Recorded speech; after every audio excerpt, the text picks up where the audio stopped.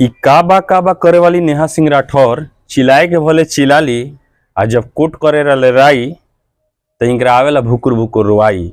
जी हाँ, रुआ सब देखले रहनी पहलगांव हमला के समय कैसे भारत के प्रधानमंत्री और देश के सेना पर सवाल दाग के वीडियो बनैली आ पैसा खूब कमैली। आज उहे केस जौन इनकर भसुर कैले बड़न, इनकर खास भसुर कैले बड़न इनकरा पर केस, उहे केस में सुप्रीम कोर्ट कैले बा रेलाई। तो चिल्ला तरी माई माई, आ कैसे चिल्ला तरी आई गीत के माध्यम से सुनी।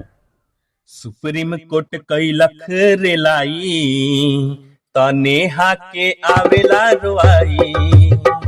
सुप्रीम कोर्ट कई लख रेलाई तो नेहा के आवेला रुआई।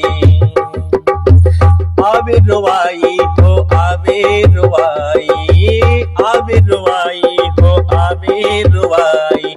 बबुनी के हाँ बबुनी के कस के दुखाइल ता इनका हो आवेला रुआई। बबुनी के कस के दुखाइल ता इनका हो आवेला रुआई।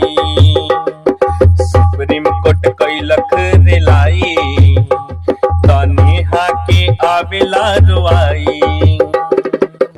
सेना के साहस पर करे सवाल हो, सेना के साहस पर करे सवाल हो।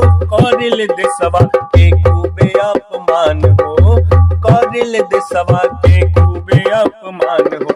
कैले बा हाँ कैले बा भसुरे दवाई ता गोरिया करे माई माई। कैले बा भसुरे दवाई ता गोरिया करे माई माई। सुप्रीम कोर्ट कई लख रेलाई ता नेहा के आवेला रुआई।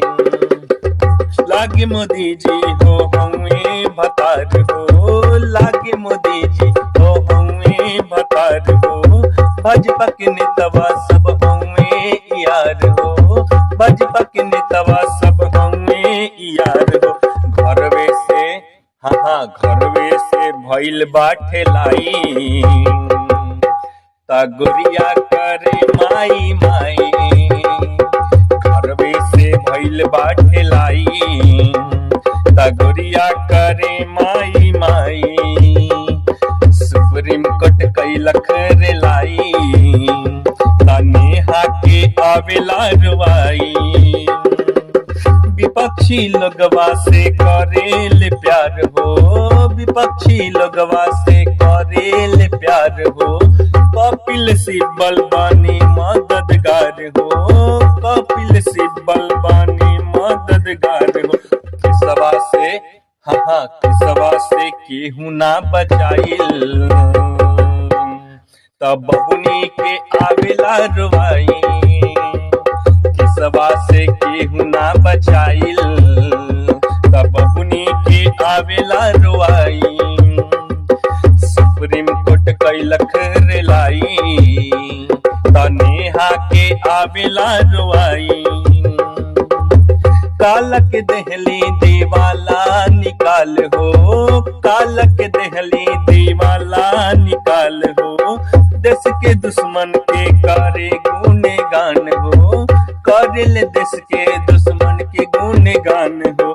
दुश्मन हो हाँ दुश्मन हो करेला पुजाई तब बबुनी लूटे वाह बाही।